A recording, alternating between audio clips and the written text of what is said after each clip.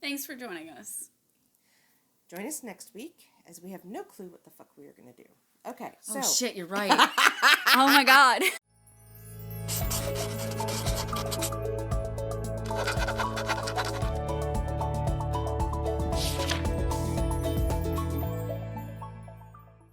So our conundrum right now is we have to start filming every other week because of school schedule and a little bit tougher class than anticipated. So we're going to record 2 videos every other Friday so we can still stick to our weekly release schedule. Problem is, we also changed our books to every other week, which means those opposite weeks we have to come up with something different. Last week we did the most anticipated books for 2020 in the sci-fi fantasy category.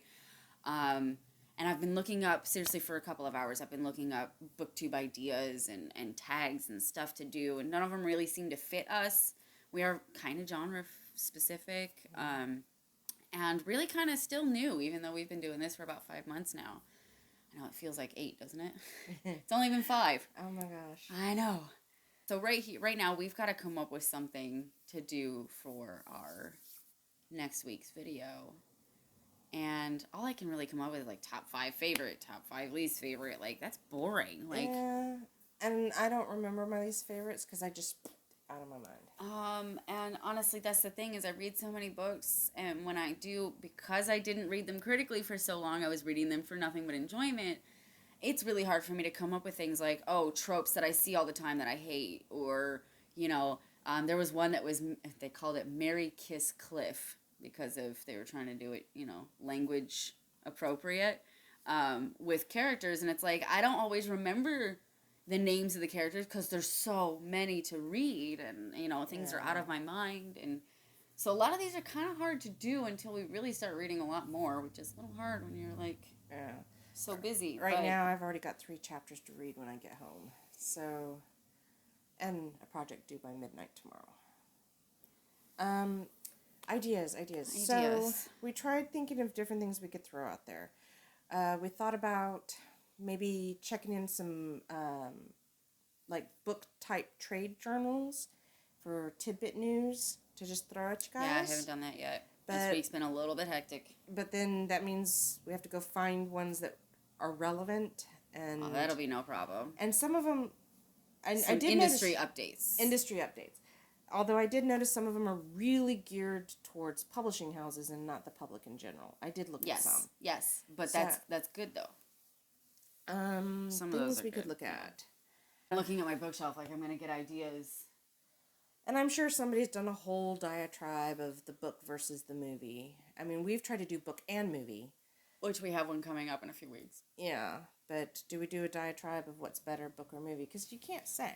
I mean, there were some lists that had the idea of rating adaptations. Like I can tell you, the other Witches book we recently did, which is oh my god, see, this is my problem. You know the one I'm talking, the trilogy, the All Souls trilogy. Oh yeah. Sorry folks, we gotta look. What was it? Discovery of Witches. Okay. Which has also now been made. Yes, that's what I was trying to say, is Discovery of Witches. I did check out the TV show. It is only the first season, but oh my god, is it true to book? Okay, and see, I don't have access to it yet, so... what service did I watch it on?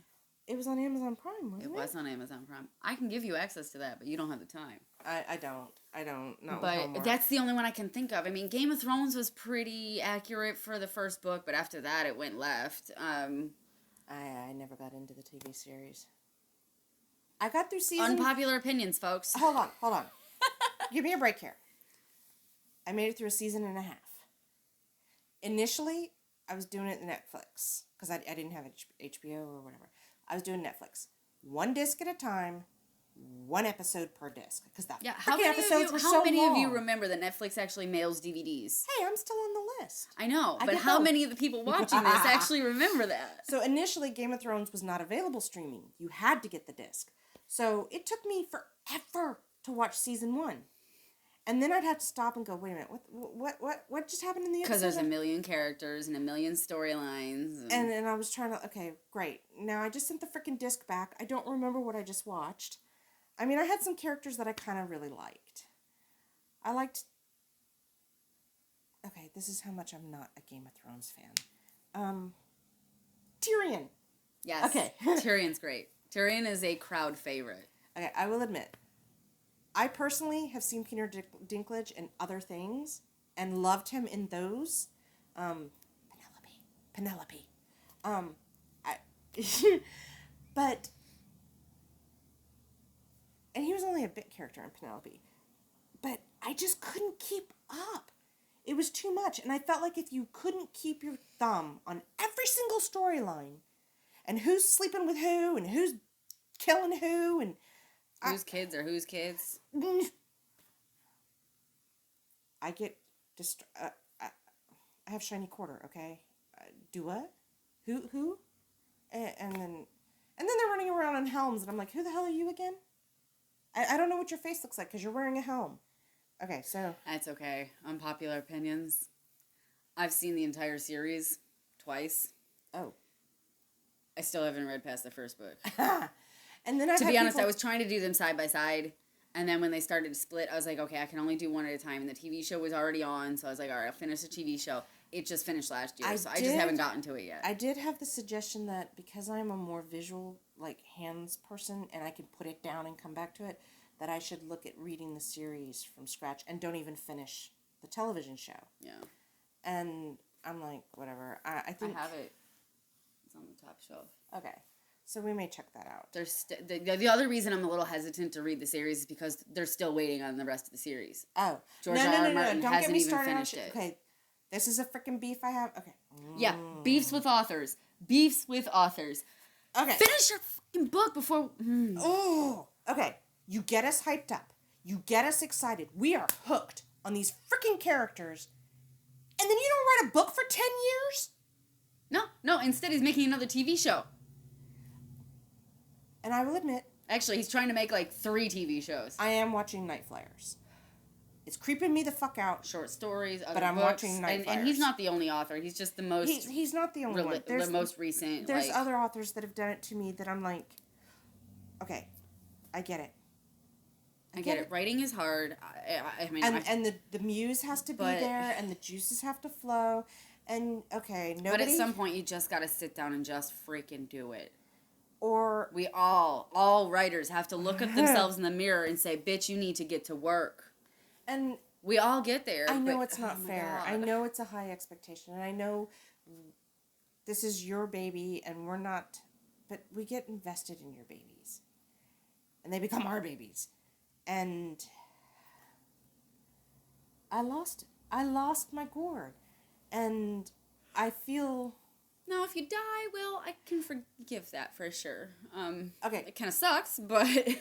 Beef I have with that. Oh, boy. What's your beef with death? All right, here's my problem. Nobody has an expiration date on the bottom of their foot. We don't know when we're going to go. That's life.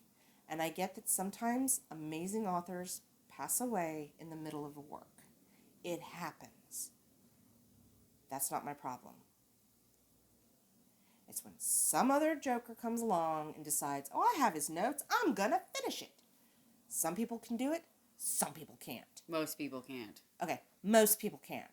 I am sorry, but taking somebody's life's work and deciding that you can just keep it going...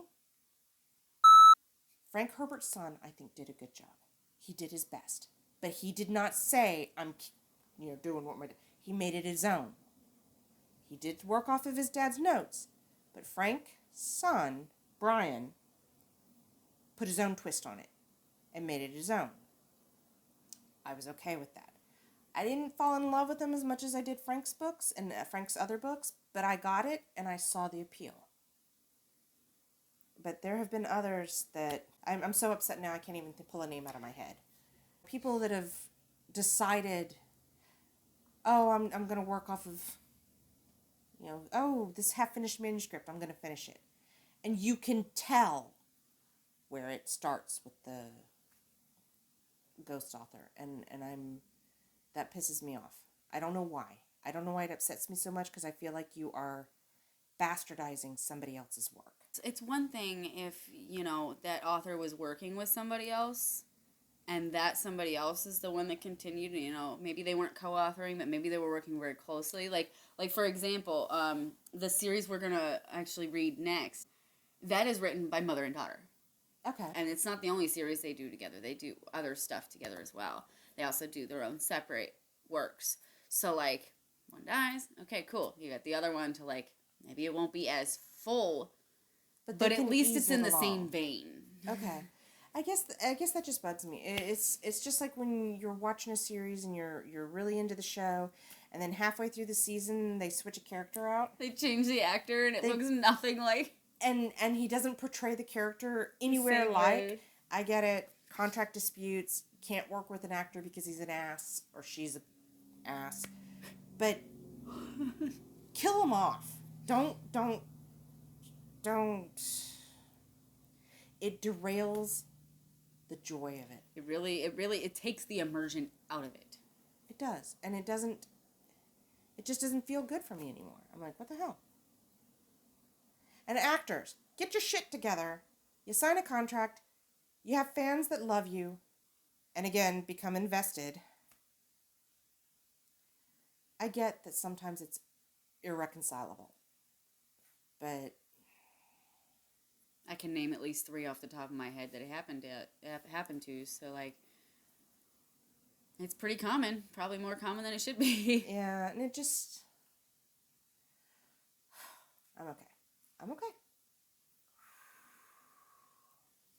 Also, I would love to see a trope that isn't a damsel in distress, but a man in distress. And have the woman be the white knight. Or should I say the masculine personality and the feminine personality. Doesn't necessarily have to be man and woman, but, feminine leaning, masculine leaning. That'd be really cool. Princesses that rescue themselves. Even better than that is princesses that rescue the men that think they're going to rescue them. As we saw in the War Queen. Yes! Actually, I forgot about that. That is actually in the War Queen. He thinks he's going to save her, and she ends up saving him, and everybody sees it. So now, like, one's reputation is up, the other one's reputation's a little like, you were out, and a girl picked you up and put you on a horse and took you to safety in the middle of the battle. But that was well done, and I liked that in the work. I really like J.M. Robison's work, and I'm really looking forward to taking a look at more. That's for sure. Yeah. So we actually have found something to talk about. We, dislikes. While trying to come up with ideas, we have found something to talk about, and there are some authors that do amazing things with series, and then there's authors that just can't keep the continuity. Do you ever notice that? You read a book 1, book 2, and then in book 3, they completely change.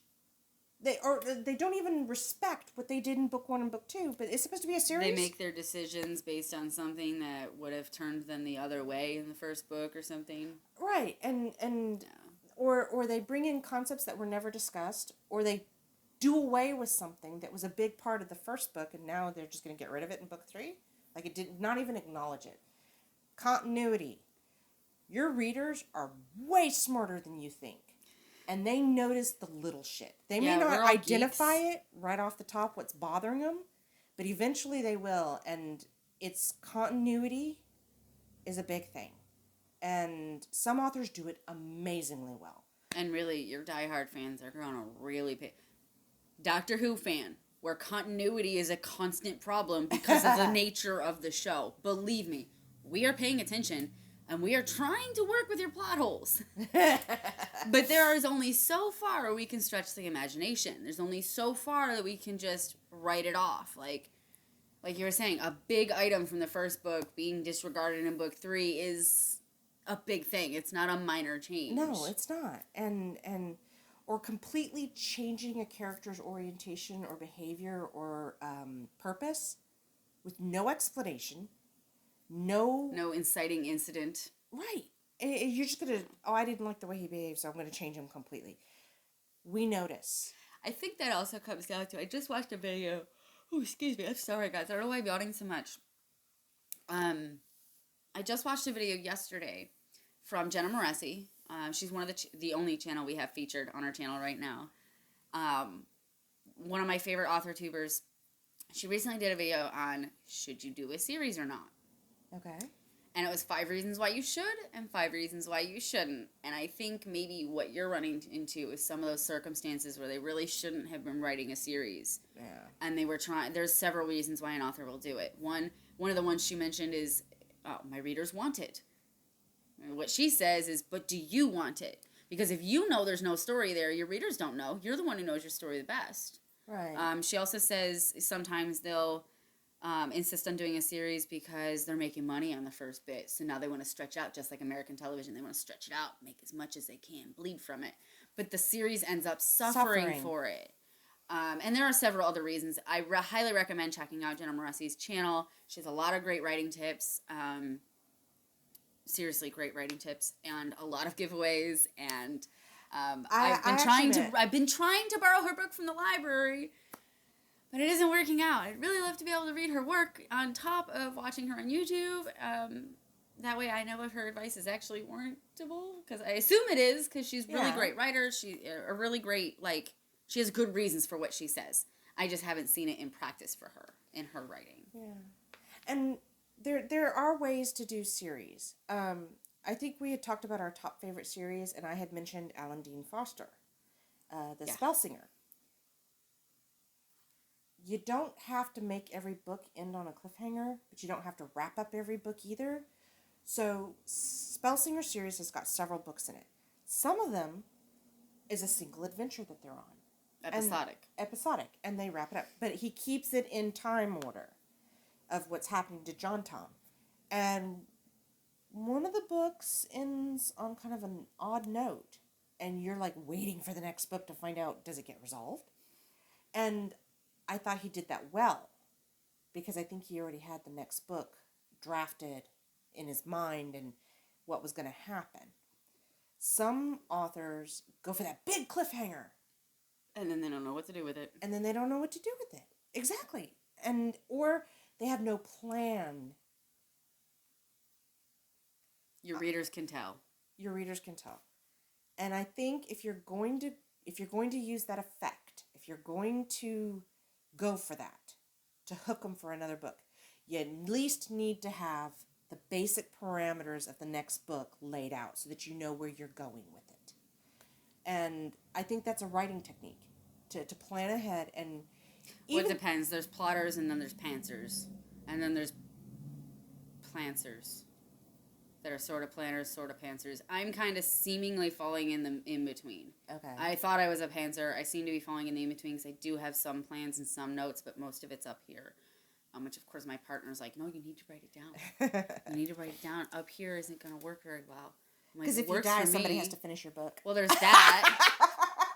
Sorry. You know what? And he would not be the one to finish it. Nope. His style of writing is entirely different from mine. I'm sorry. I had to do that one, folks. I had to. All right. Yeah, you did. But yeah, pantsers tend to just write by the seat of their pants. They have an idea, they write. These are people that often describe their characters as making their own decisions, and I planned for this character to go here, but they decided they wanted to go do this thing, and now I got to work with this. And I see it all the time in the writing groups. My characters are making their own decisions. Those are generally pantsers. Those are generally people how I usually write. You just sit down, you go, okay, I'm gonna write. You might use a writing prompt. You might already have an idea or whatever. And you just write it out, and then when the editing phase, you go back and you make sure there's consistency and so on and so forth. Okay. And then you have your plotters, and those are the people that map everything out. They build their world, they map out their timeline. They've got their chapters all broken down as to what happens in each chapter before they start writing, or at least somewhere in the beginning stages. Okay. And then of course there's the people in the middle that are in between, like me. As half of it's on paper, half of it's on the computer, or a third of it's on paper, a third of it's on the computer, and the other third's up here. So, there's nothing stranger than a people. And we are all different and amazing peoples. And I know we all have our different ways, and we all have our likes and dislikes, and authors are no different. I think readers should be involved. You read something that's awesome, let the author know. Yeah. Leave Please a let review on them know. Amazon, Goodreads. Send them some fan mail. I mean, I know a lot of people don't even think about that anymore, but fan mail is a huge thing.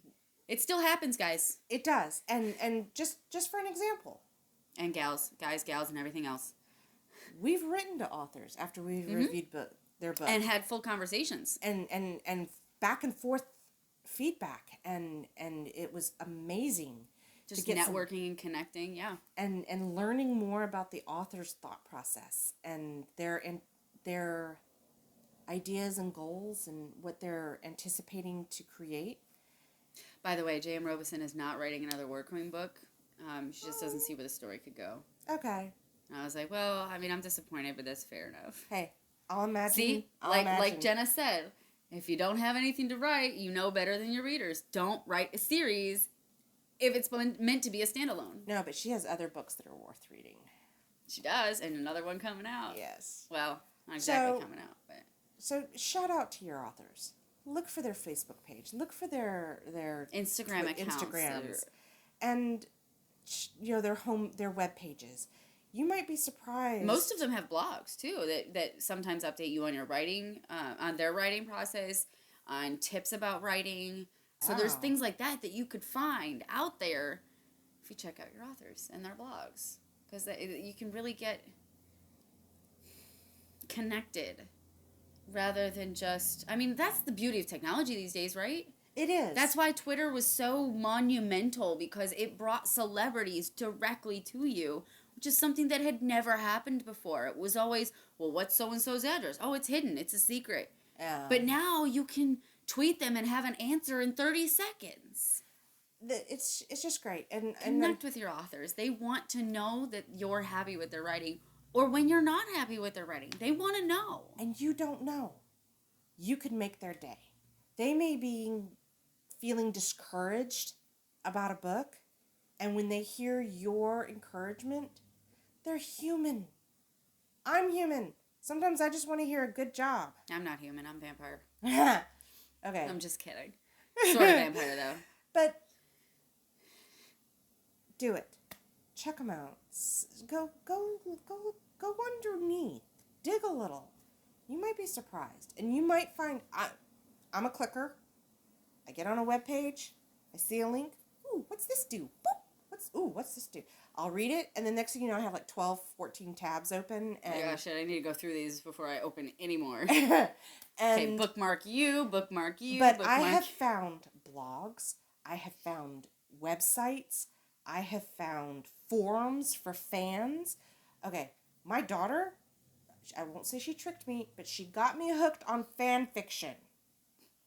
I never read this crap, okay? And now I'm like arguing with her over who to ship. I didn't even know ship. It's a thing on water. No, I have a whole new appreciation for this now. And it's just by clicking and learning that there are fans out there who have amazing imaginations and will write side stories. What could have beens. What ifs. They're amazing. Check them out. Thanks for joining us for this random rant session that we decided to go into. Check us out next week. We'll be taking a look at book 1 in the House of Night series called Marked by PC and Kristen Cast. Most of you, or some of you, have probably read this before, but interesting tidbit. The people who made the Shadowhunters TV series are now working on a House of Night series. And this is going to be a brand new book for me. I have never read it. Oh, you're going to love The House of Night. Of course, it's vampire related. You saw where it came off the bookshelf. Yeah. Well, I'm looking forward to it. So be sure to check the description below where we'll list where you can find us on Facebook, Instagram, Twitter, Goodreads, and Patreon.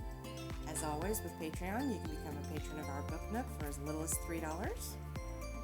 Join us for all sorts of fun shit, like early access to our weekly videos, behind-the-scenes footage, bloopers, and shoutouts. And become a patron at any tier, and you gain access to our exclusive live chat community, where we can just chit-chat with you. As always, don't forget to hit that subscribe button and ring the bell so you always know when we post new content. We post videos on Mondays at 2 p.m. Central every week. And sometimes on Tuesdays and Saturdays, we just got a little bit extra. Well, that's it for today, folks. So, this has been Book Mouse. And I'm Book Kitty. And we are now signing off.